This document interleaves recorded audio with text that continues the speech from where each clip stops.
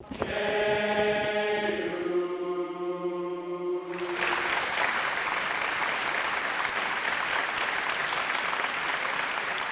evening, and welcome to tonight's Humanities Lecture Series.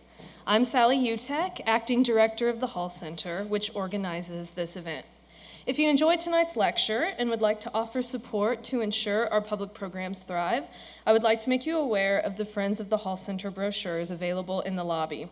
Each year, the Friends provide crucial funding for the center, 100% of which goes directly towards supporting programming. If you have any questions, please talk to any Hall Center staff member or to any of the many friends who are in our audience tonight. It's our great pleasure this evening to bring you the rogue philosopher and writer Matthew Stewart. His current book, which will be the topic of his talk tonight, is Nature's God, The Heretical Origins of the American Republic, which has been long-listed for the National Book Award and short-listed for the Ralph Waldo Emerson Book Award. Back in 2014, long before anyone predicted our current political situation, a reviewer said of this book, "Nature's God is an enormous, ambitious philosophical history that works to redefine the very building blocks of our American society." That's exactly what the religious right has been up to for decades now, redefining the terms of the debate. For those of us who are terrified by the resulting perversion of the idea of religious liberty, Stewart's efforts are impassioned, noble, and necessary. Tonight, I've asked Tim Miller to introduce our speaker. Dr. Miller is a professor in KU's Department of Religious Studies. His major research focus is the history of intentional communities in America, or planned residential communities designed to have a high degree of social cohesion, such as monasteries, communes, and collectives, especially in the 20th century. For his work in this area, Professor Miller has been recognized by the Communal Studies Association as a distinguished scholar. Additional areas of research interest include American religious history, new and alternative religious movements in the United States, and religion in Kansas. Professor Miller also coordinates the Religion in Kansas Oral History Project, which is available online. His most recent publications include the Encyclopedic Guide to American Intentional Communities, Spiritual and Visionary Communities, Out to Save the World, the second edition of The Hippies and American Values, and the second edition of Following in His Steps, a biography of Charles M. Sheldon. So please help me welcome Tim Miller.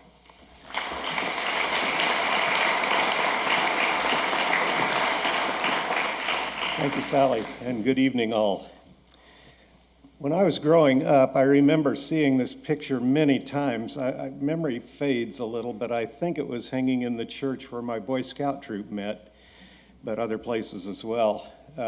Occasionally it was embellished with a quotation. A lot of people have found the picture deeply inspiring. Ronald Reagan reportedly called it the most sublime image in American history. This picture and 1,000 more in the same vein have undoubtedly shaped the widely held image of our founding fathers as profoundly pious Christians who, in founding the country, were carrying out the will of God. I don't recall having any particular reaction to the picture all those years ago, but as I got a bit older and did some reading on the founding fathers, I encountered cognitive dissonance. I was especially interested in Jefferson and Franklin, and it didn't take me long to realize that neither of them spent a great deal of time kneeling in prayer, to say the least. I learned that Jefferson had Unitarian sympathies and coined the phrase wall of separation between church and state. Franklin, unbeliever throughout his life. Be hard to believe that the author of a book published under the title Fart Proudly would be a forerunner of today's religious right, as he's sometimes pictured. But Matthew Stewart has put some rather scattered and vague thoughts of mine together for me as never before. He's taken the swirling cosmos of pantheism, deism, paganism, and other heresies, and brilliantly woven together the fabric of the true ideas, both overt and covert, of our founding fathers. So here we run into, in addition to Jefferson and Franklin, Locke, Spinoza, Newton, Ethan Allen, Lucretius, Epicurus, and many other ancient and more modern European philosophers, and Thomas Young, whom Stewart identifies as our forgotten founding father. Washington is there too, of course, but only briefly. As Stewart puts it, he was skilled in the art of saying nothing about his religion. As for Matthew Stewart himself, he is a graduate of Princeton University in political philosophy and went on to study at Oxford, earning a DPhil in philosophy. He emerged, as he relates in his autobiographical notes, not quite suited to pursuing an academic career, and thus not qualified for any kind of employment in particular. So, what do? He became a management consultant. From that experience came his second book, The Management Myth, which the Wall Street Journal called a devastating bombardment of managerial thinking and the profession of management consulting. His first book had been The Truth About Everything, an irreverent history of philosophy. Then came Montreal's Dream, the extraordinary story of the submarine inventor who wanted to save the world.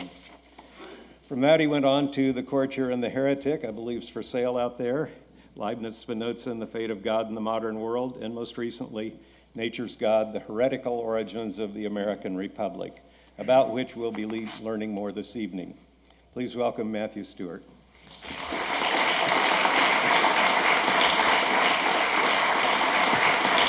Thank you, Tim, for that generous introduction, and for Sally for bringing me out here to Kansas. It's wonderful to be here. So we live in interesting times, and that must mean that somewhere, sometime, at long last, a historian will be happy.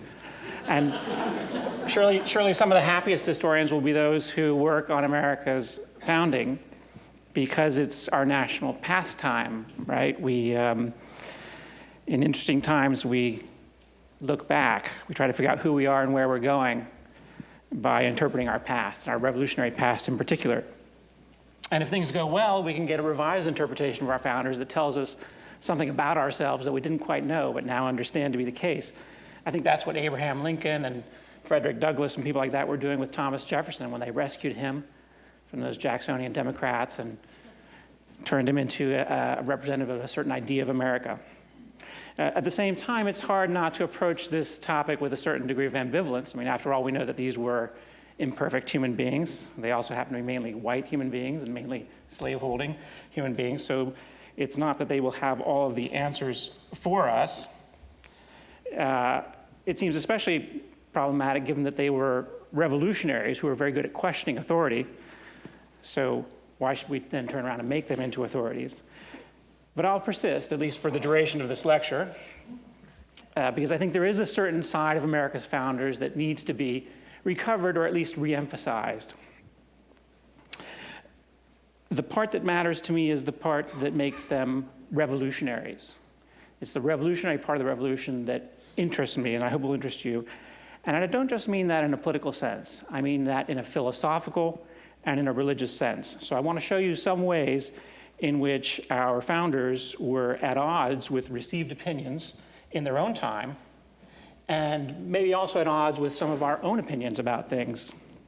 So the key words in the vision I'd like to present to you are big words like reason, the humanities, and heresy. And all of these will lead by a chain of inexorable logical inferences to the big word self-government.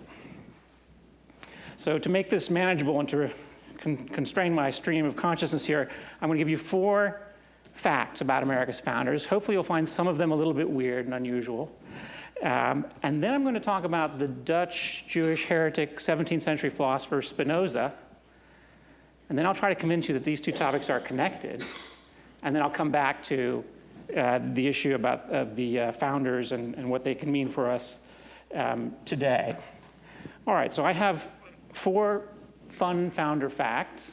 Now this one's quite well known, so I pose it as like a riddle that you've probably already heard before. What happens when you put Thomas Jefferson in a room with a pair of scissors and a Bible? All right, so you know this one, right? But let me clarify, it's 4 editions of the Bible, Greek, Latin, French, and English, and the room is in the White House. So what you get is a cut and paste edition of the Bible. This is an actual photo from Monticello. And Jefferson explains the plan to his great friend Joseph Priestley. He says it was a design to cut out the morsels of morality and paste them on the leaves of a book. And then to John Adams, he clarifies that these morsels of morality, the true teachings of Jesus, are as easily distinguished as diamonds in a dunghill. Right, so cue the lightning bolt. I've summarized the idea here as a teaching. I hope that's not too grandiose, but it's really pretty straightforward. The dung is everything that's supernatural in the Gospels. It's the incarnations, the resurrections, the loaves turning into fishes, and so on. The diamonds are clearly the moral code. So the basic thought is that the essence of true religion is just this moral code, and everything else is irrelevant. Now, Jefferson goes on to say he thinks it's a sublime and benevolent moral code, but he also does indicate that this same moral code is available to us through reason, and it's also available in the work of certain ancient philosophers and in other religions. So that's teaching number one. Fun founder fact number two.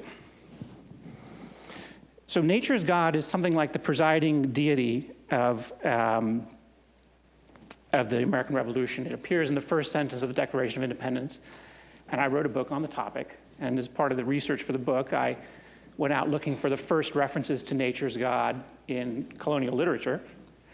And this is the first, or one of the first.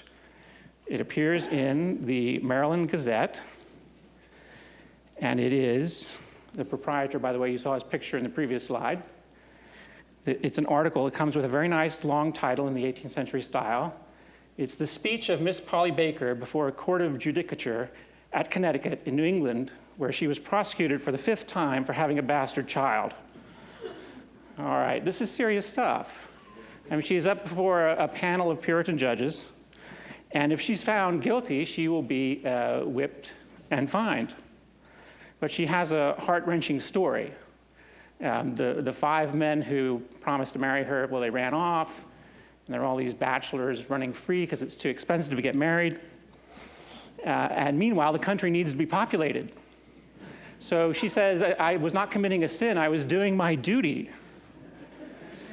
And that's where it comes. 'Tis the duty of the first and great command of nature and of nature's God, increase and multiply. So this works very well with the Puritan judges. She's acquitted, and one of the judges promises to marry her the next day. Okay, so this is one of Franklin's jokes.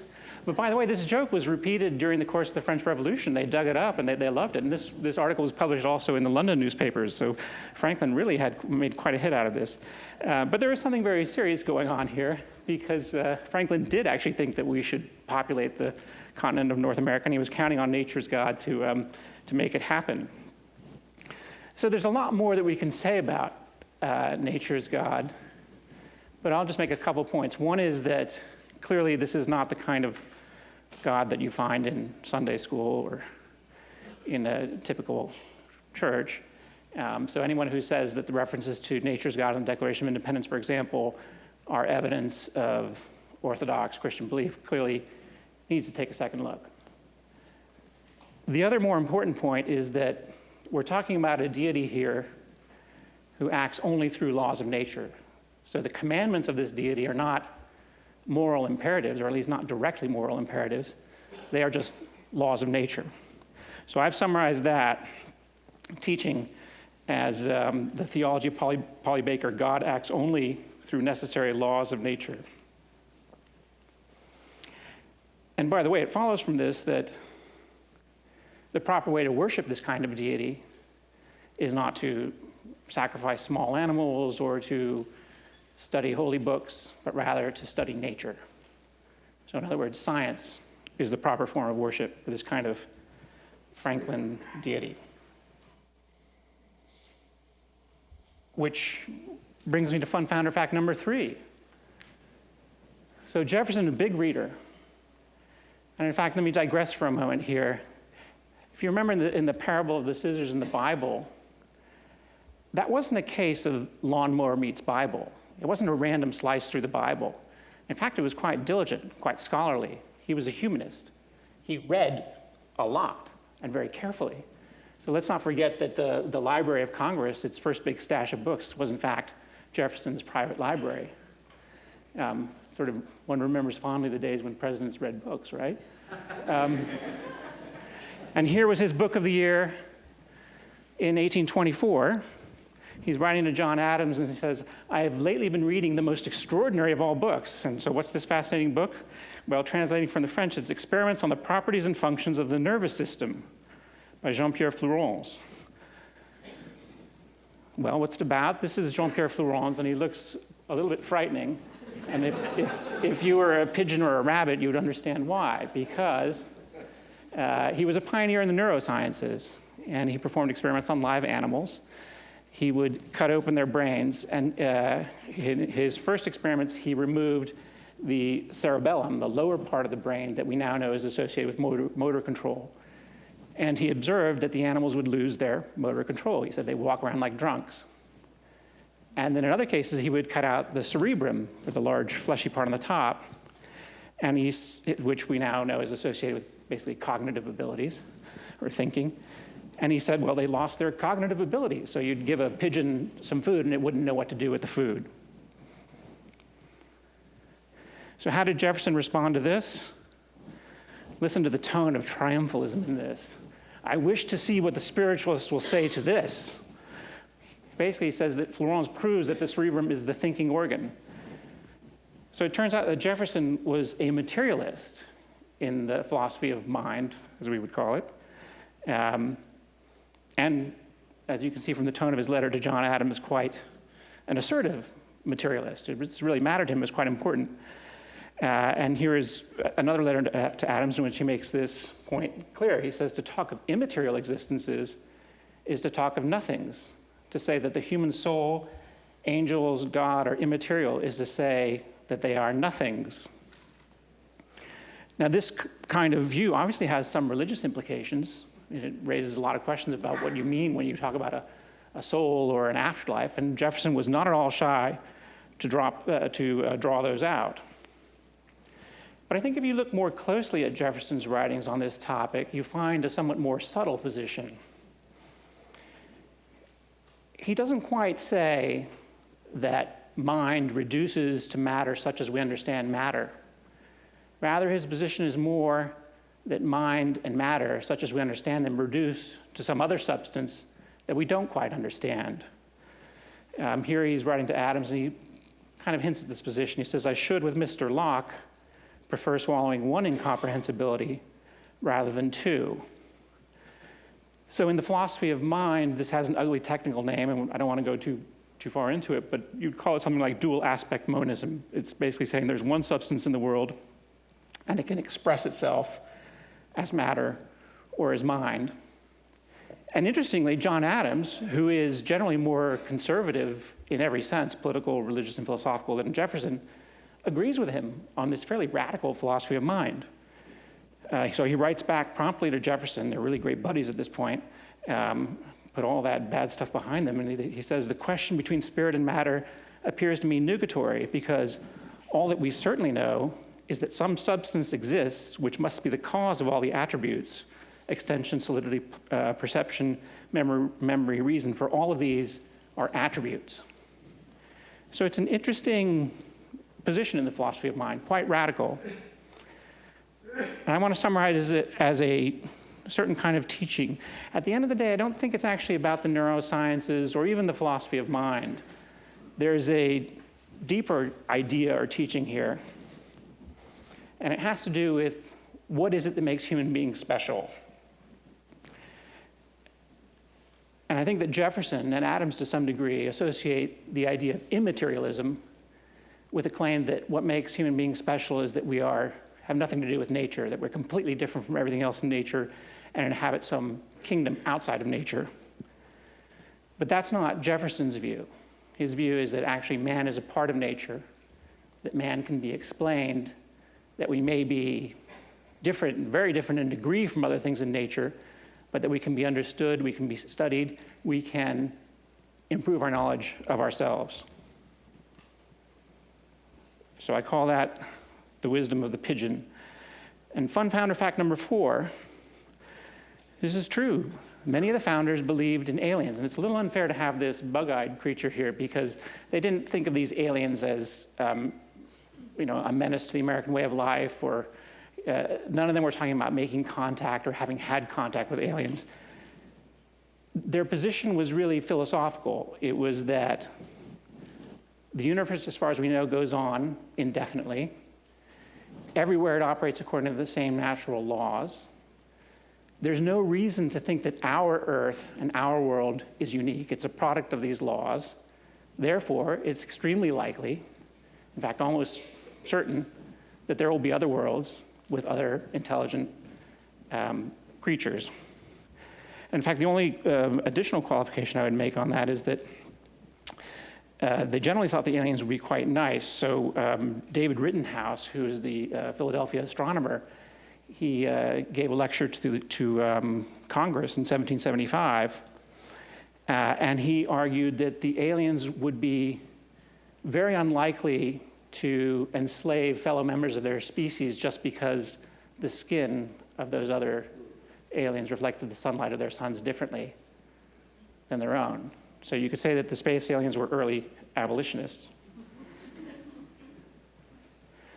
So what does the alien challenge mean? At one level, it's clearly a religious challenge. And interestingly, again, John Adams gets at this in his diary from 1756. Here he is, I think, 21 years old, and he's wrestling with this. He says, astronomers tell us, with good reason, that all the unnumbered worlds that revolve around the fixed stars are inhabited. If so, I ask a Calvinist whether God must assume the respective shapes of all these different species, or else all these beings must be assigned to everlasting perdition.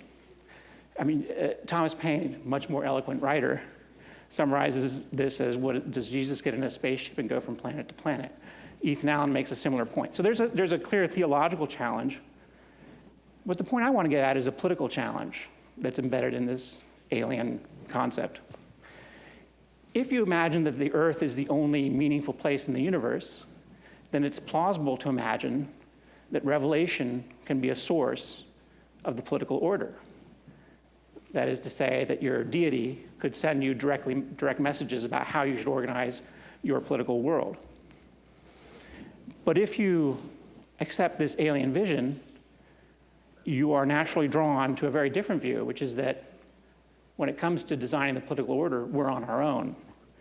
And John Adams makes this point in a letter to Jefferson very clearly. He says, the question before the human race is whether the God of nature, that's nature's God, shall govern the world by his own laws, that is, the laws of nature, or whether priests and kings shall rule it by fictitious miracles, or in other words, whether authority is originally in the people, or whether it has descended for 1,800 years in a succession of popes and bishops, or brought down from heaven by the Holy Ghost in the form of a dove or a phial of holy oil.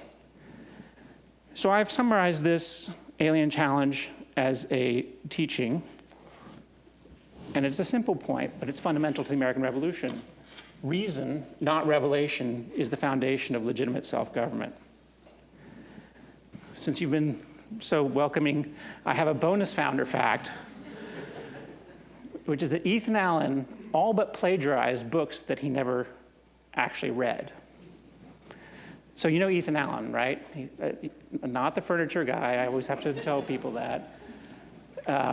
He was a rough character, completely self-taught, played an important part in the revolution, and he also wrote a book that clearly identified him as a deist, or in the words of the neighboring clergy, one of the most wicked infidels who ever walked this guilty globe.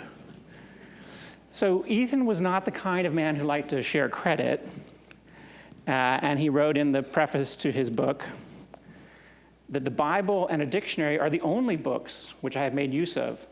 As to being a deist, I know not, strictly speaking, whether I am one or not, for I have never read their writings. And it's probably true.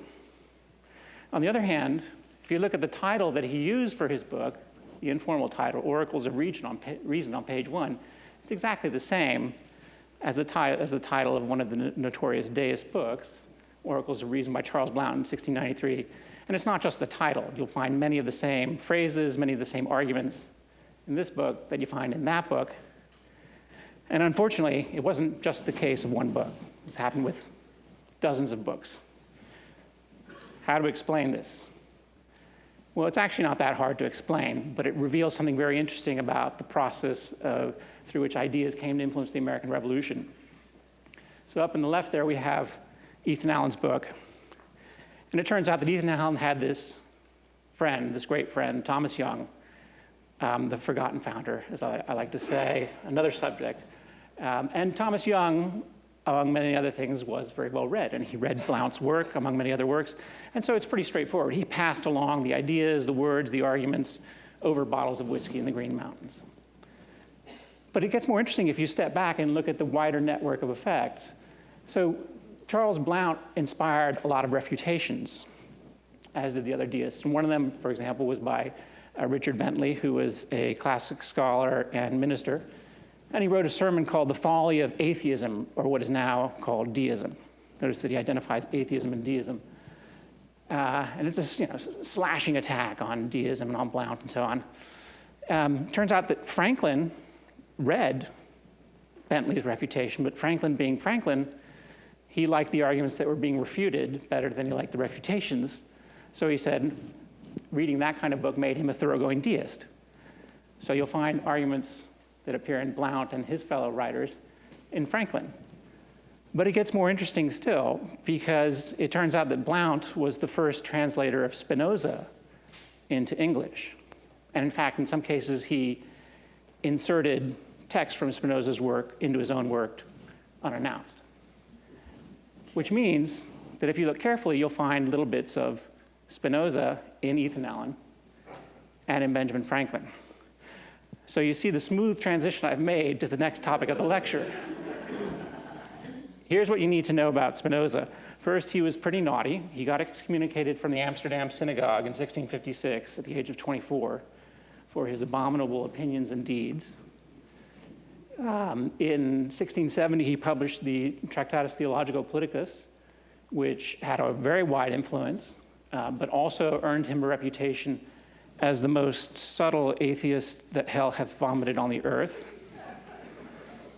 And his posthumous works, in particular the Ethics, are the central text of the Radical Enlightenment and among the most influential works of philosophy and history. So now I have this predicament that I've got 15 minutes of fame left, and I have to summarize the works of the greatest philosopher, one of the greatest philosophers in history, but it's actually pretty easy because, in fact, I've already done that. Here's one teaching of Spinoza that I think is central. It's from the parable of the Bible and the scissors, that morality is the essence of all true religion. So here he says that with respect to Christianity. He says, the whole of Christ's doctrine consists essentially in moral teachings and can be readily grasped by everyone by the light of reason. And then here he articulates it in a more general form. He says, the desire to do good, which derives from our living by the guidance of reason, I call piety. Now, this seems kind of anodyne to us today, but I just want to suggest to you, without arguing it, that it's more radical than it seems, and it would require a significant rethinking of what religion means and also what ethics means. But I'll move on, because that was the first teaching of Spinoza. The second teaching of Spinoza, again, we already have it. It's from the Theology of Polly Baker. The eternal and infinite being we call God or nature acts by the same necessity whereby it exists. Now, there are some subtleties here about what we mean by deism, pantheism, atheism, and I think that we need to slide over those gracefully. So I'm just going to assert that you can interpret Spinoza in any number of ways. Some people call him the God-intoxicated philosopher, so he's sort of a super theist.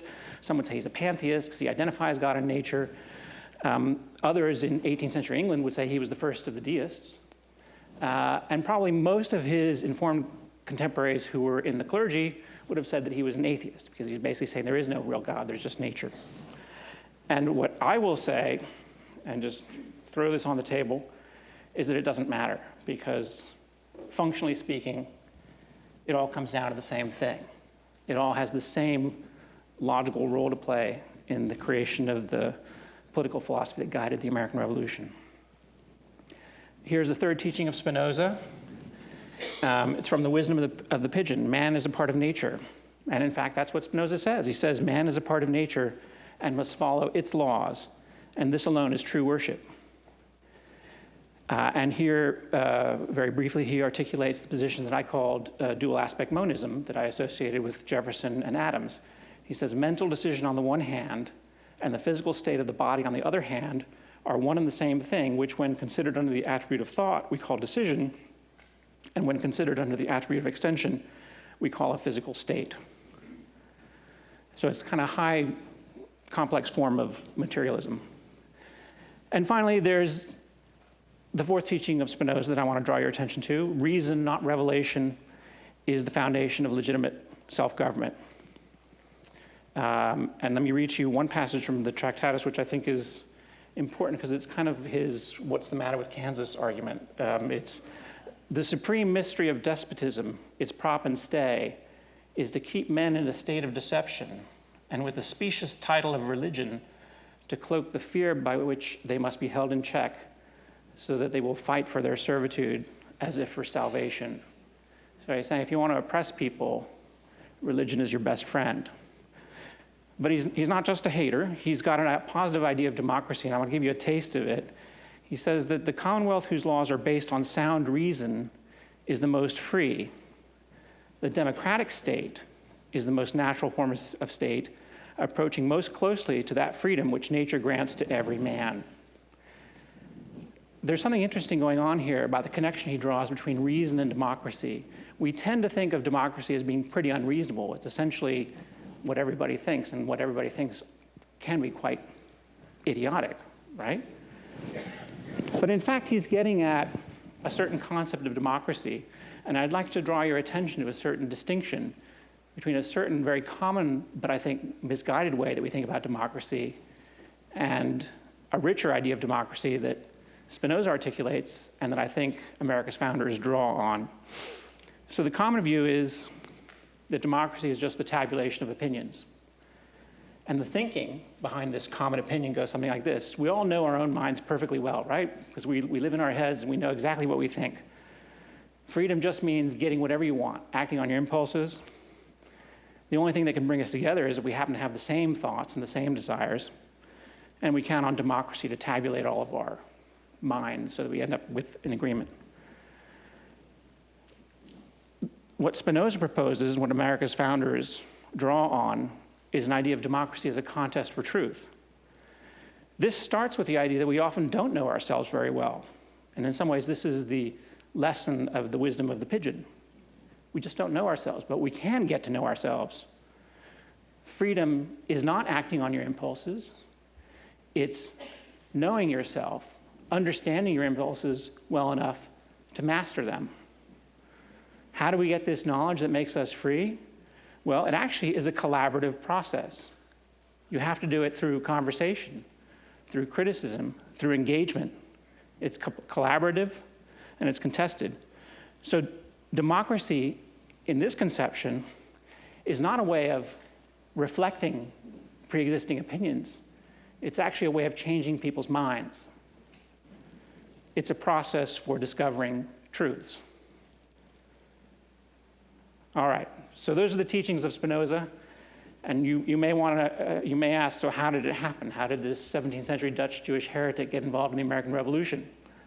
And I admit there's a weak part of the case, which is Spinoza was not really widely read in America. In fact, not really read at all for practical purposes. But I have an answer, and I've represented it here as a philosopher cloud, or a tree of knowledge. And it's pretty straightforward. The Americans, all in red here, mostly read the green people. Those are the ones who mattered most, and they were mostly English. They also read some of the blue people, who were French. And by the way, there's a lot of mixing. I think it's kind of wrong to essentialize them by nationality here, but we're going to stick with that. But if you, to give some examples, Franklin, for example, mentions Collins and Shaftesbury in his autobiography.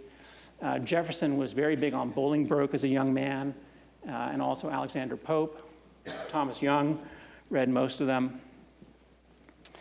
But if you read those green philosophers carefully, what you will find is that they are repackaging in sort of nicer, prettier packaging ideas that are present in Spinoza. Now, this is not to argue that Spinoza invented the modern world in his basement, because in fact, Spinoza was also working with a long preceding tradition. And I think the figures that mattered most come from the ancient world. I think they come from the materialist side of Greek philosophy, Lucretius and Epicurus, but also in the early modern world, figures like Bruno and Hobbes in particular. So my basic thesis, I should step back. There is a kind of existential problem that historians of philosophy have to face, which is why do we care what all these dead philosophers think, right? And fundamentally, my answer is, well, we shouldn't really. We should care about the ideas. But it's important to know that these ideas are interconnected among themselves, and we don't always understand them very well. So I look to these dead philosophers as some of the best resources we have for understanding these ideas. And when you understand those philosophers and their interconnections, you get a better grip of the ideas. So to make it more concrete, Jefferson had something like a Spinozistic philosophy of mind. He had something like a Spinozistic theory of ethics, and something like a Spinozistic theology. But he didn't always articulate the connections among those topics. And he may not have understood them completely. But if you understand Spinoza, you can see why they are, in fact, connected. So my big thesis in terms of the history of philosophy is that if you want to understand the deep architecture of the American Revolution, read Spinoza. And if you want to understand the language within which it was articulated, you should go with Locke in particular and some of the other green characters. All right, so those are the teachings of Spinoza, and those are some of the founders' strange ideas. And now I'll just have a few words to say about where we stand with the founders now. So it will naturally come to your mind, why is it that not many people have this view that I'm sharing? And whereas, in fact, so many believe in the demonstrable falsehood that America was founded as a Christian nation by Christian founders. And to give you an idea of what we're up against here, I'll introduce you to David Barton. He's a former math teacher. He's a professor at Glenn Beck's online university. He's written many books, and frankly, they're all, the ones I've managed to read parts of are all equally bad. But one in particular recently stands out because it's the Jefferson Lies, and there he argues that Jefferson, the man with the scissors in the Bible, was a Bible-believing Christian. And it was identified by one group as the least credible history book in print, and it was withdrawn by its own publisher, its own Christian publishing house, but they withdrew it. He suggested in an interview that abortion is the ultimate cause of climate change. And I suppose to demonstrate that no degree of ignorance in America can go unrewarded, he advises the Texas State Board of Education on curriculum. He was named as one of the Times 25 most influential evangelicals, and he really impresses people like Newt Gingrich. It's amazing how much he knows. So I just throw this character out there so you realize what we're up against. No coordination here with Tim, by the way, but I did want to tell this story too. So, we don't know precisely what Washington believed. The best guess is he's sort of a fellow traveler of the deists, but he wasn't a philosopher. He did go to church, but his ministers tended to say he's a deist. One thing we do know is that he refused to kneel. Over and over again, people said, he goes to church, but he won't kneel. He'll walk out before they start kneeling. And in fact, he told his soldiers that he would never kneel because he didn't believe in any religion that would ask you to kneel. But 40 years after the war, there was a nice reverend named Snowden who heard it from a man named John, who heard it from a man named Isaac, that one day Isaac was walking through the woods near Valley Forge, and he saw Washington kneeling, by his horse. And pretty soon that and the cherry tree were accepted as absolute truths.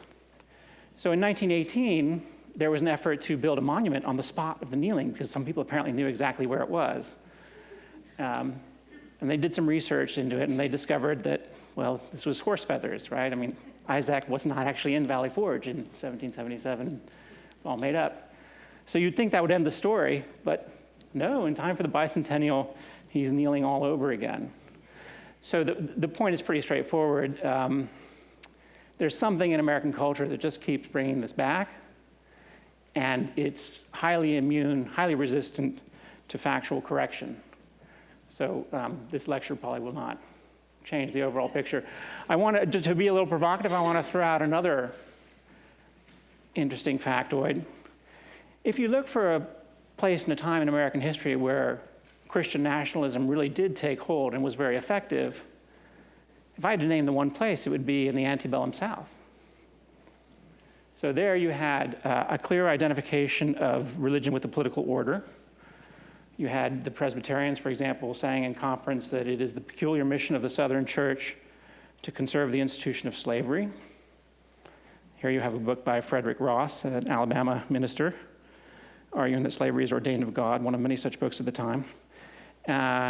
And one thing that the Confederate States of America didn't like about the United States Constitution, other than the fact that it didn't seem to allow them to continue in their ways, was that it didn't have God anywhere in it. So the Confederate States corrected that error, and they in fact put God in the preamble. So I throw that out as a provocation, and I'll also mention that, by the way, if you look for strongholds of Christian nationalism today, they're going to be predominantly in former slaveholding states. All right, I have another point here that I think there's a correlation between climate denial of anthropogenic climate change and Christian nationalism, but I will move on from that. And in a way, this is the question for all of you to ask. What does it all mean? And I'll throw out a few speculations and then invite you to join in the discussion. So let me return briefly to the existential question that historians of philosophy must face, which is why should we care about all of these old founders? And the arguments against founderism are well understood and they're valid. They have to be considered. One problem is that the founders, kind of like the Bible, are on everybody's side, right? I mean, they're infallible, and they always tend to agree with whoever happens to have the microphone. So that's an issue with appealing to the founders. The other obvious thing is that they were grossly imperfect, both as human beings and in terms of what they set up. They set up hospitable conditions for genocide, slavery, civil war, Jim Crow, and so on. Maybe the deepest problem, or at least the one that I want to get at here, is one that they understood to some degree, which is appealing to founders as authorities can give us the illusion that the problem of self-government has been solved for us. But it hasn't. And I'm reminded of one of the stories about Franklin. After the Constitutional Convention, the story goes, a lady approached him and said, "Well, Ben, what kind of government did you give us?" And he said, "A republic, if you can keep it." So on paper, it all works. So on paper, you have a separation of powers, right? You have a Congress that can investigate or impeach a president if it turns out that the president is possibly corrupt or maybe is under the influence of a foreign power or whatever. But it depends on the people, right? Doesn't enforce itself. I think that Jefferson was getting at a similar point when he wrote to Madison that we should rip up the Constitution every 19 years. It's a little extreme, but his point was that self-government means you govern yourselves, and no generation has a right or even the ability to impose itself on subsequent generations. And Jefferson being Jefferson, of course, he didn't want to just leave it at that. He had to measure the length of a generation, so he went to the actuarial tables and he figured out that it was 19 years. I think it was 19 3/4 years or something like that. So we're still left with this question then, if we have to govern ourselves, what good are the founders to us? How can we apply the scissors to them? And it's a big question, so I'll just end it by throwing out a couple of bigger questions. I think you have to ask yourself, does history have a direction? Is it going anywhere? Are things different now than they were at the time of the Revolution? And then you need to ask, did the ideas of the American Revolution have anything to do with it? And just to give you my own take on this, I know that some people will deny that history has moved, that there's any direction to it. I think there is some. I think you need to spend some time in the 17th or 18th centuries to appreciate that you don't want to go back there, really. On the second question, I think there's more grounds for doubt. Perhaps the American Revolution didn't contribute all that much, or maybe things would have turned out pretty much the same without it. But my own inclination is to go with the better angels of our nature and to say that the creation of the world's first secular, liberal, democratic government was something remarkable, and it was revolutionary. And if you try to understand what it is that makes it special or remarkable, I think it has to have something to do with this capacity for self-correction. Our errors have been great, but the ability to fix them is just a bit better. And if you try to understand where that comes from, I don't think you can say it's a specific institutional form, although those are important. I don't think it's even a specific set of doctrines in the sense of all people are created equal, although those are very important. I think it comes down to a more fundamental idea, and that idea is that we human beings, like all things in nature, have the ability to make ourselves more reasonable than we are. So we can govern ourselves in such a way as to discover new truths about ourselves and about the world. And our ability to do this gives history a certain limited directionality, but a directionality that's always comes without a guarantee and no certainty of future success. Now, a system that's dedicated to this proposition that democracy is a collective process of discovery of truth is always going to be, to some degree, heretical. It's always going to be at a distance from the truths of any inherited tradition. It's also going to be at odds with the prejudices of the majority of people to some degree. So I think this gives us a general idea of what we can do with the founders, how we can separate the diamonds from the dung. What I'm going to say is that the dung is everything that ties them to a particular nationality or a particular culture, and the diamonds are really their heresies, which is why I called this talk the Heretical Nation. So I invite you to give me your thoughts on what it all means.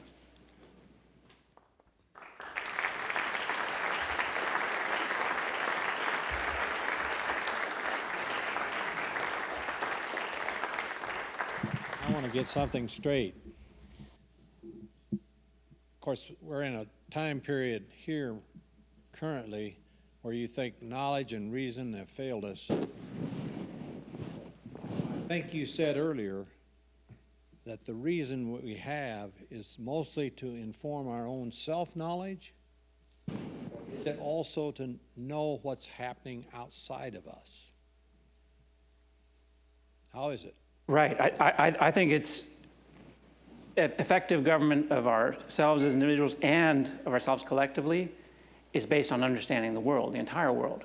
And there's basically nothing outside of it. So if we are going to be effective individually and collectively, we have to understand the world as best we can. I mean, science is clearly part of it, but so also are the humanities, so also is understanding what moves people around the world. So very much so. And frankly, I think that's what our founders were about. I mean, these are not self-involved people. These are, Jefferson's out there studying, he's studying the moose, and he's studying the shellfish, the shell fossils, and he's also studying the history of Europe. We need to build our knowledge in every field. This last election, in my opinion, was the least informed public that we've ever had go vote. And if they had been informed, we would not have elected the person that was elected. Well, That's my opinion. Thanks for sharing. I mean, I'd be happy to share my political views, but I'm sure you came to hear me talk about the founders, but you can probably guess what they are.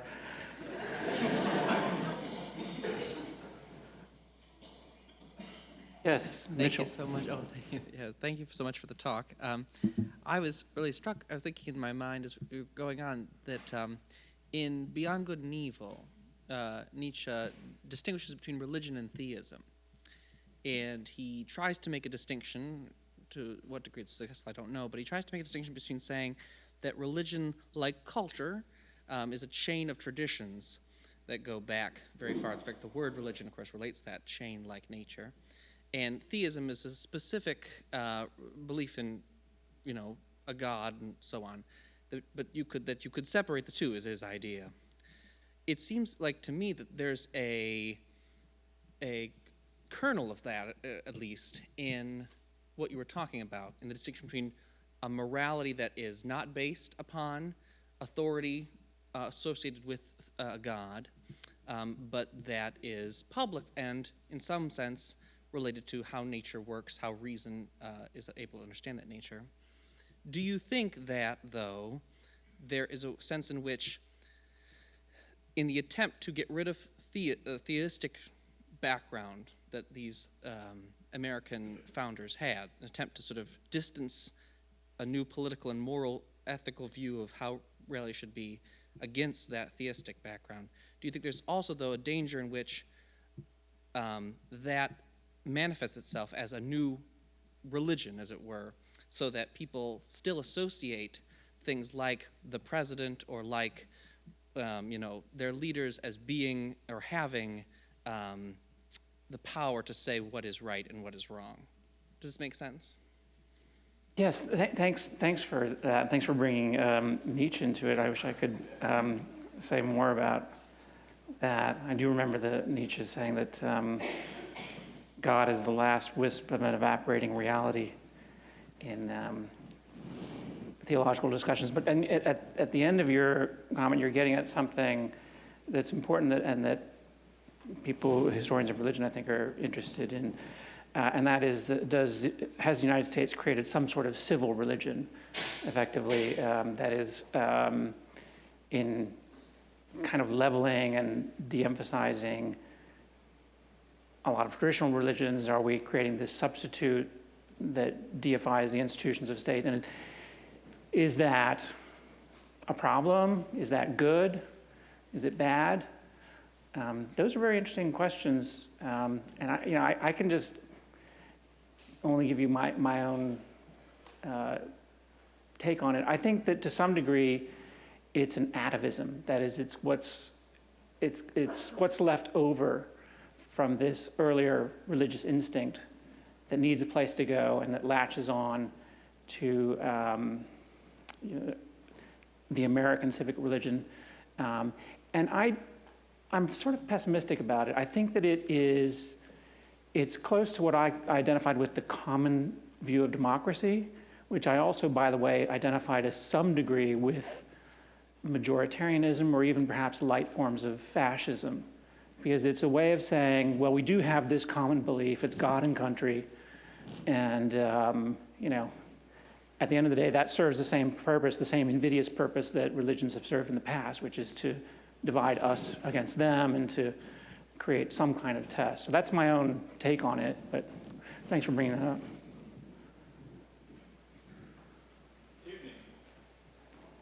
So there's quite a bit of us here that go to a religion class, and most of us are here for extra credit. I have to say that my interest You in get this double is not extra genuine. credit. Sorry. But I won't say the length, but could you give me a 2-sentence summary about what has been said here today?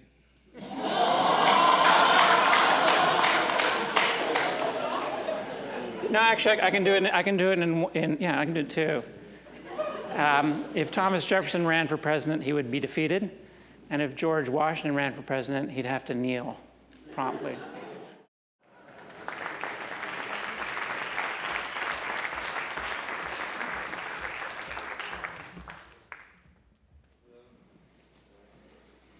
Talk to this.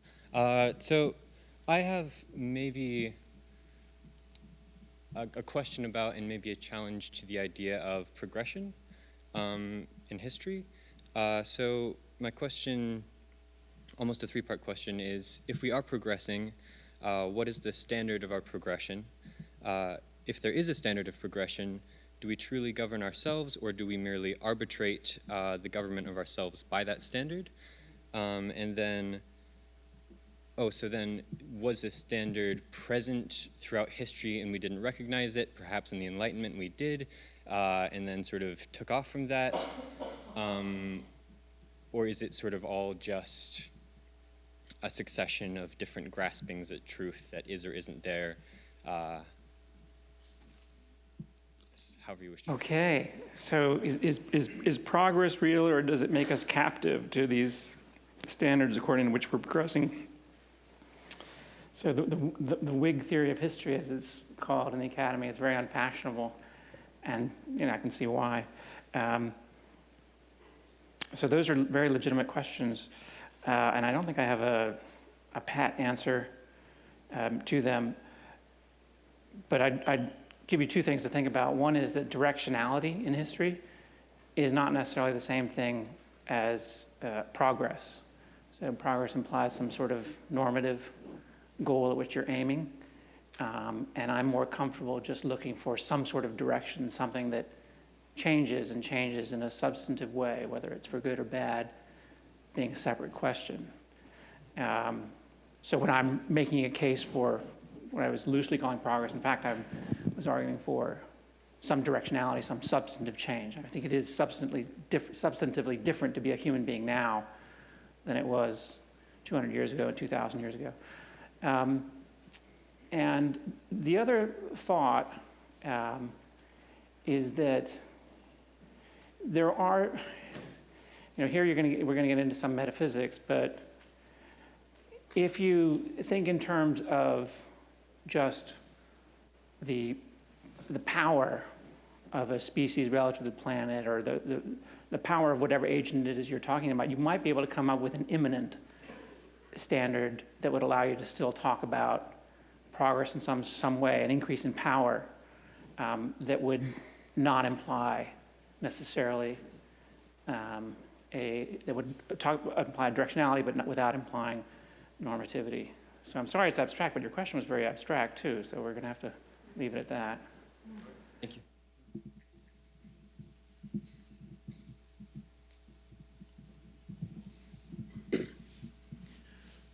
I'd like to ask you to take a look at the flip side, I think, of what you've been talking about, namely the anti-intellectual traditions in American history. Richard Hofstadter's famous book on that still troubles me. And it was, what you were citing here today was the intellectual traditions of the founders. But there were even then very strong anti-intellectual sort of movements, or what might be called that. And it still is clearly very strong today. How do you deal with that strain? Are we talking about earlier versions of what we know as the culture wars, particularly here in Kansas, or is it something else? Well, thanks for asking. So I agree with you that the anti-intellectual tradition is absolutely central to understanding American history, and I too find very troubling the findings of Hofstadter, and it does keep one up at night when you see the effects of anti-intellectualism, which we've all seen in the last few months with particular force. But here's what I can tell you about the history. It does go back. It goes back all the way. It goes back to before the Revolution.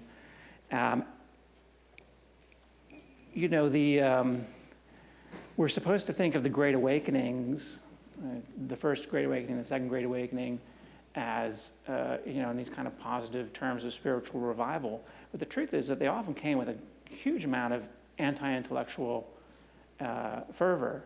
And many of these founders, the ones that I'm drawn to for their intellectual interests, had to struggle against that. They had to struggle against that in a pretty mighty way. So it's been with us for a long time. Now, if you ask why is it so, I'm not sure that it's an American condition. I think it's a human condition, and I think it has to do with the modern world. I think that, and I think the modern world does begin 200 or 300 years ago at least, and that's when you start to find groups of people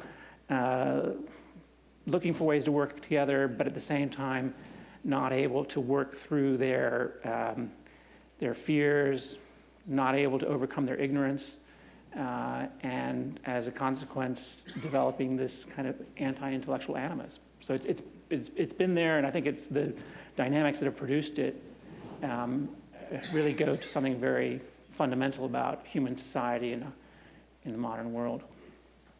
Thanks. Laura, you have a question? Yes, I do. Hi. Could you please address Spinoza's take on justice? I think he has a very interesting conception of, let me say, what I think an excessively positive conception of what justice looks like under a democracy. And given that we find ourselves, 200 and change years into the American experiment, and we continue to have problems dealing with social justice when we allow the larger group to dictate or at least address these issues. I'm wondering if some of that problem comes from the grounding that we have in Spinoza, because I think first of all, I think he predicates the idea that you're going to have an educated populace, and that this educated populace is going to be able to handle justice and just decisions. And I will take my answer off the air. Thanks. So the question about Spinoza and justice and whether it relies too heavily on an educated populace. I think you're being a little unkind to Spinoza, because I don't think he or Jefferson, who has the same view, is taking for granted that we have an educated population and that makes democracy possible.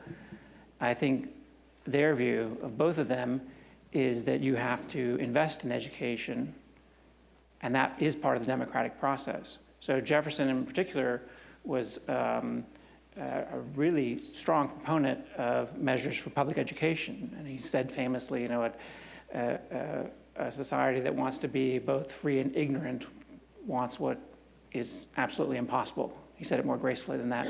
And I think that is Spinoza's position as well.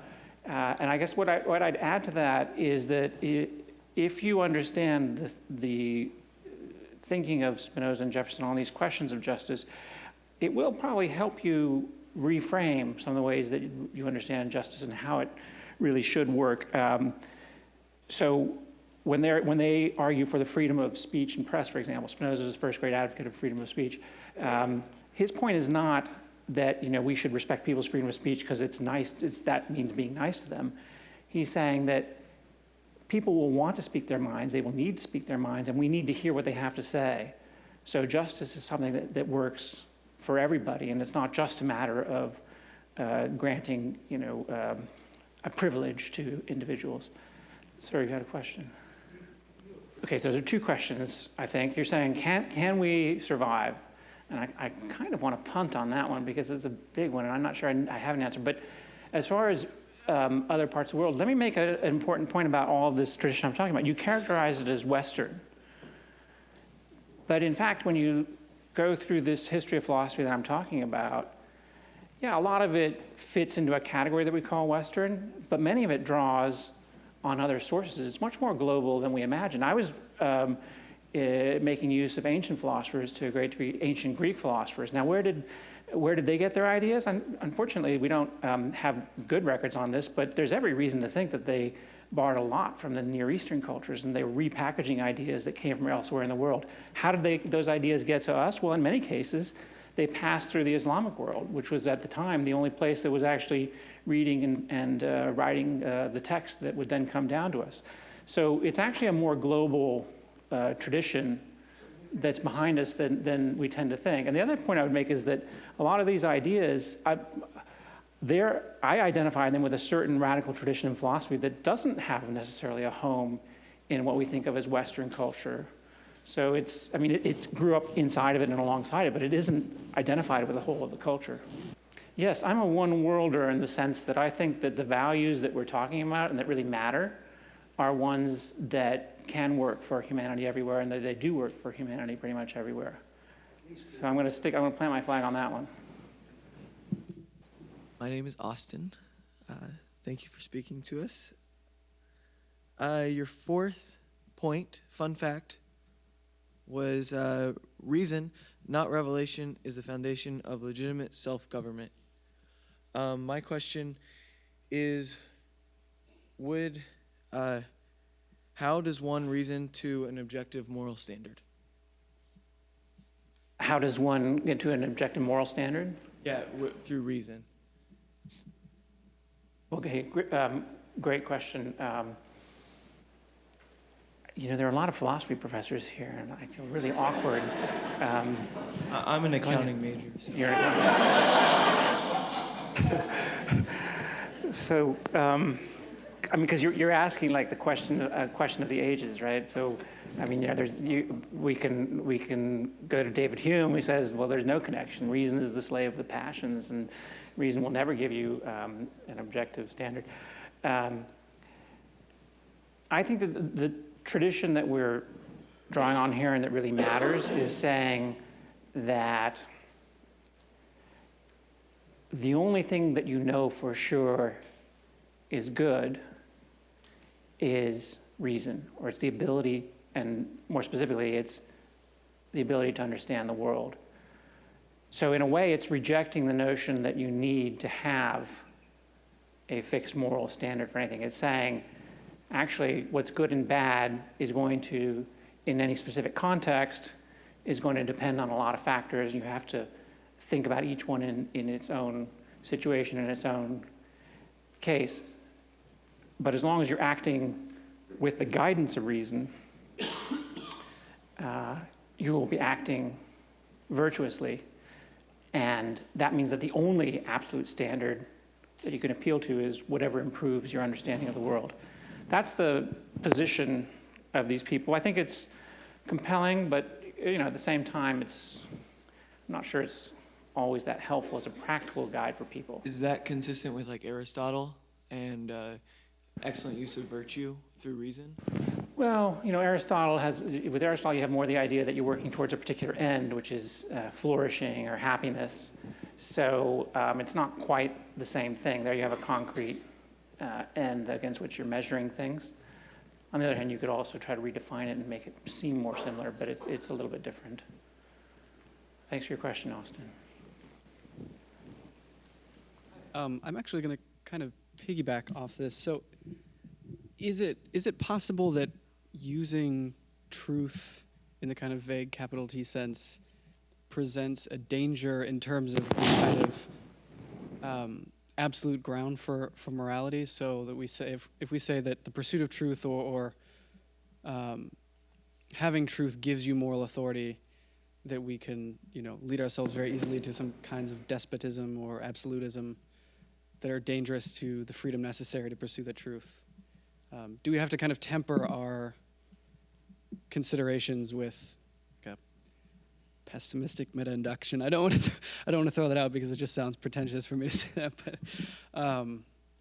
is it important that we assume that we're pursuing truth while also assuming that we will never actually have truth? Right, that's a really great way of putting it, because I think that you have answered your own question. What's important is that we acknowledge that even as we pursue the truth, that we won't have access to an absolute truth that will stand unquestioned. And I think that is one of the key teachings, as it were, of almost the entire history of philosophy. And if I may say, I called my first book The Truth About Everything, which is a little bit grandiose, but the point was that what the philosophical tradition is teaching you is that there are many truths, that we should keep on seeking truth, but there is no truth about everything.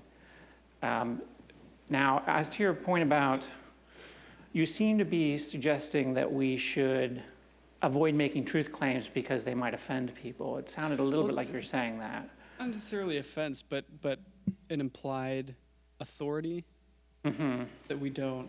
If we assume that we understand the scientific natures of the differences between races or cultures, that it might seem to ground, or to justify, Yes. broadly what would be thought of as immoral. Well, look, obviously I would be very much against people falsely claiming to have the truth. So if that's the point, then yes, it's a bad idea. But to be honest, I think as a culture, we've sacrificed a little bit too much to this concern. I mean, if I may say, just biographically, Tim was quite right in saying that I was unsuited for the academic world. But here's one of the reasons why I think I was unsuited. I went to graduate school in the 80s, and I was living in what seemed like the heyday of the sort of postmodern, post-structural, this kind of thing, and you had to read Jacques Derrida and all this stuff to get by. And when I look back on that, I feel as I did at the time that this claim that there's a kind of truth tradition out there that is in fact imperialist and oppressive and authoritarian, while that may have opened up some insights, it actually ended up ceding far too much ground. At the end of the day, a commitment to seek the truth is what's going to save us. What we've seen is that this kind of relativism, it ends up serving precisely those kinds of authoritarian and oppressive regimes that we're supposed to be leery of. So is there a guiding principle that you define for yourself that is kind of the golden mean of? No, I don't look for a mean at all in this. I think we should continue to seek the truth, and I think that, as long as you can say that without claiming to have access to some unquestionable standard of truth, as long as you can say that, I think that's all you've got. And that's all we have. Well, thank you. Thanks. Hi. Thank you very much for your talk. I really enjoyed it. And thank you also for bringing up David Barton. I've written an article about him that I really need to spruce up a little bit more to get published. But anyway, it's really nice to hear somebody else talking about him. You just mentioned the postmodernists, so I don't think you're going to like my question very much. So one of the things that you mentioned was the secular nation that we had. And so my question that immediately came to me is it actually secular, even given the talk that you gave? And I think the question there lies in whether or not these Enlightenment and liberal thinkers were fully secular. And we'll just jump over whether there's actually a secular versus sacred divide. But we often say, yes, they were secular because of the way that they prize reason and natural law. However, this assumes a dichotomy between reason and religion, and also assumes the reason then is the higher course, quote unquote, that reason itself is objective and universal, but of course it's not universal or objective. It is freighted by Enlightenment thought, which is primarily Western, which came through colonialism to be the way that the West defines itself. It privileges certain types of knowledge creation and actually naturalizes Christian morality as generalized morality. This, of course, had disastrous implications when you look at the conquest. And so I guess my question is how... There's a question there. I know there is because there's a question mark at the end. So I guess, do you see these Enlightenment and these liberal thinkers as actually being fully secular, and how would you respond to this question of like the reason versus religious divide and how reason itself is actually freighted with, violence? Right, well, there's an awful lot in there. So let me say that one of the fascinating things about studying this particular period is that you can set aside this religious secular distinction. If you look at it one way, everybody in that period is religious. I mean, they're all talking about God. They're all talking about rights and justice in a way that today that reads as religious. So you could say that they're all religious. But what that really means is that our distinction between the religious and the secular is too simple, and that we should rethink it. That's important now because one thing that they were doing, and they were doing very effectively, is showing that within these traditions that we call religion, there are also many elements, and perhaps some of the most important elements, that are things that we would now characterize as secular, which is to say, what people like Jefferson were saying is, well, when you go through the religion, you go through the Bible, you can pull out from it the essence. It's a religious essence. Spinoza calls it true piety, clearly a religious term. and yet it's something that we would now characterize as essentially secular, because they're talking about a morality and one that's essentially, that they're maintaining as naturalistic. So I don't accept that kind of simple distinction. And in terms of the broader sweep of history, I mean, you're identifying the Enlightenment with imperialism and with oppression and with a particular tradition, and I just disagree with all of that. In fact, my next project is to show that and a lot of these things that we call Enlightenment were provided some of the decisive ammunition in the struggle over slavery. And if you really understand how abolitionism worked and what really made it effective as opposed to what made it ineffective, you'll end up coming back to Enlightenment thinkers. So I basically completely reject your point of view. I hope that's acceptable. But I think it's a really valid question, something that needs to be thought about. Okay.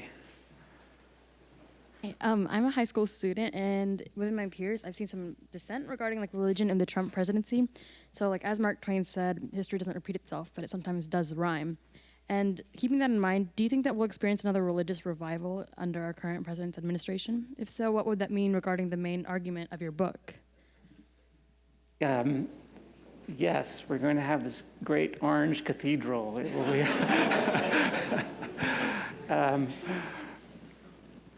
So the question is, are we going to have a religious revival under Trump?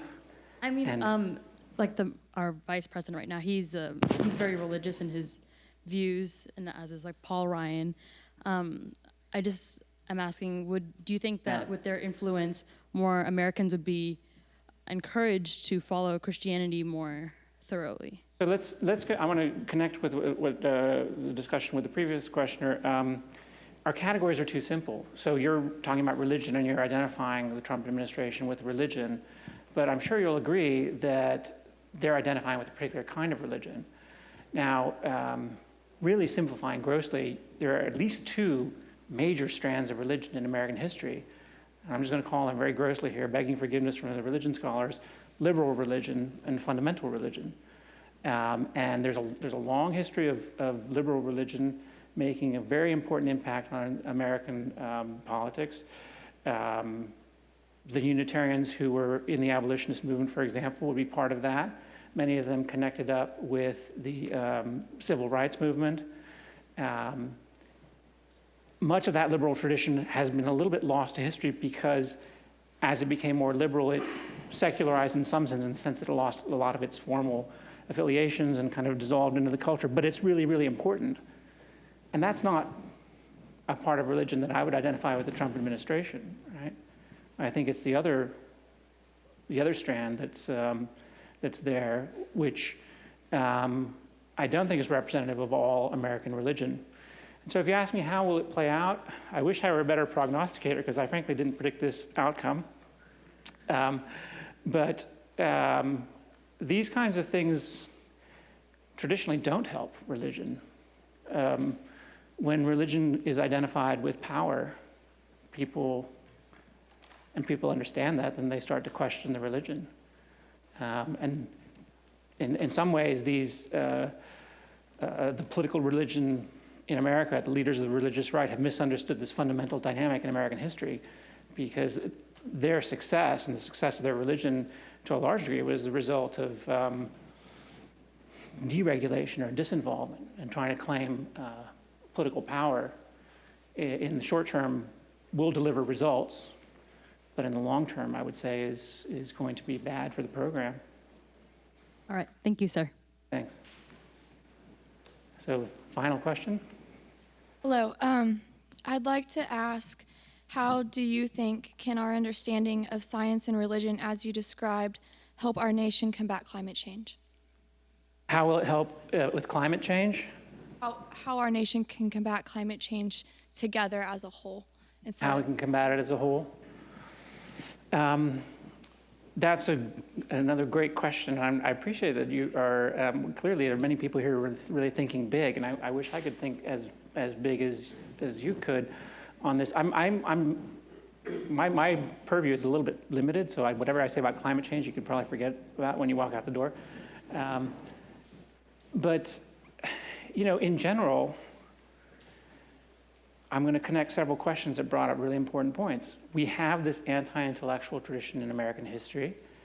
It's connected with a rejection of basic principles of the Enlightenment.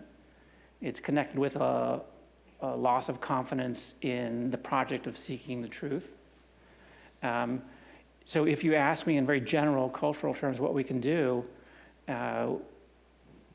we need to continue to build better than we have been the respect for this Enlightenment project of investigating the world, seeking the truth, and subjecting all of our views to public scrutiny and criticism, which is what, in some ways, you've all done tonight by coming up with lots of questions and challenges, and that's really the only way that a collective of human beings can confront the issues that are out there in the world. And if climate change is in fact our biggest issue, which I suspect our grandchildren will think it is, then we need to commit ourselves to pursue the truth about it. Thank you. Thanks.